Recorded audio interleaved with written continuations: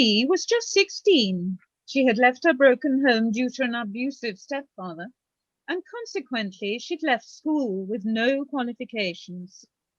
But Marie was a survivor. She was doing all right. I'm doing all right. I've got a job at Mackie D's.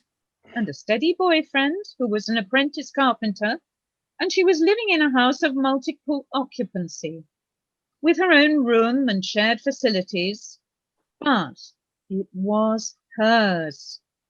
Okay, it was only single occupancy and no children, but that worked for her. Until one day she realized that she had missed, and a trip to the clinic confirmed that she was with child, as her grandma would have said. That and a whole load more. Joe, I've been to the clinic and it's right. We're going to have a baby. Hey, Marie, that's great. We're going to be a mum and dad. Joe was great, of course, because they were meant for each other, and he wanted to do the right thing by her. But not only were their lives going to change, everyone's life was about to change. And having a baby was going to be the least of their worries. A great sickness was spreading over the world, like no living person could remember. A thick, grey blanket of sickness, suffering, and uncertainty. And winter was on its way. But their immediate problem was, where could they live? Not in her room for much longer, for that was for single persons only, and strictly no children. Well, they left it as long as they could, though Marie's bump was becoming more and more obvious. And so they were forced into making a decision. Joe, folks are starting talking. We're going to have to leave here. But I've got a schoolmate living in Manchester, not that far away. Maybe we could stay with her. Public transport was a problem. Essential journeys only were permitted by the government. So they decided to walk. And one cold, wet day, they loaded what few possessions they had into an old supermarket trolley and set out for Manchester. But the journey was a lot harder than they had planned for, what with the travel restrictions, the lack of shelters, and places to eat being hard to find. All the inns and hostels were closed due to the blanket of sickness. Things were looking desperate. What are we going to do, Princess? We got to find a place to stay. But Marie was a survivor. I've got an auntie in Bethlington, not far away. Okay, I ain't seen her in years, but it's worth a try, innit? And so off they set and ended up at Auntie's door. Sorry, dear, it's the regulations. 6 in a house and no visitors. So you've got to find somewhere else. Another door closed on them. But they hadn't gone far when they bumped into a shabbily dressed young man.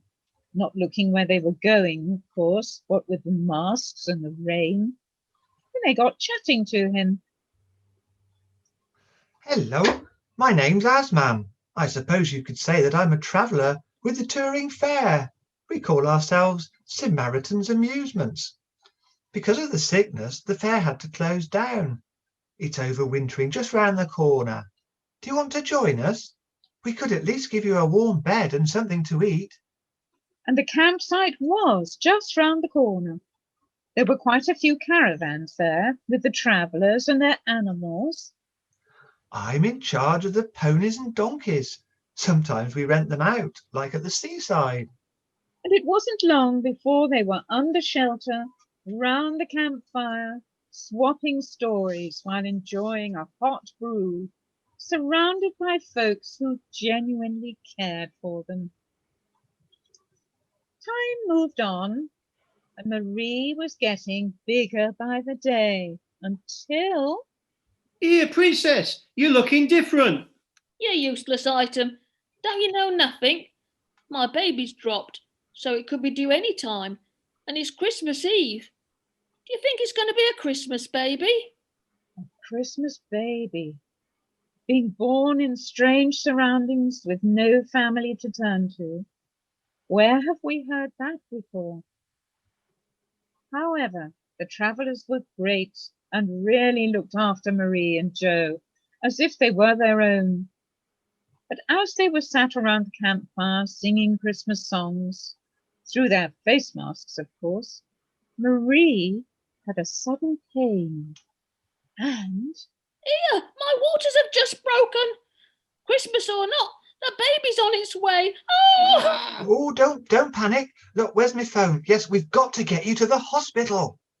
so Asman rang 999 on his smartphone to get an ambulance, whilst the travellers bustled about boiling water and making sure that Marie was comfortable.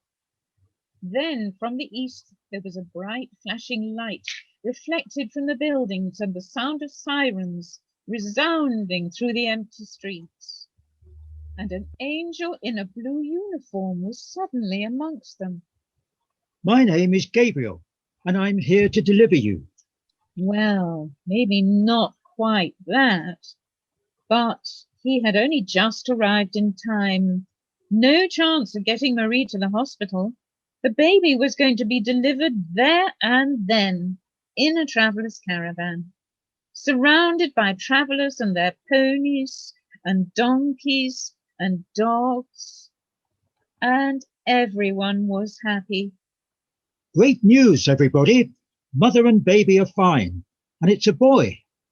Well done, Princess. He's lovely. Well, I'm a dad, you're a mum, and it's Caesar, a boy. And it was a boy. Hey, Joe, what a lovely Christmas present. What are we going to call him? Let's call him JC. After all, it's Christmas Day, isn't it?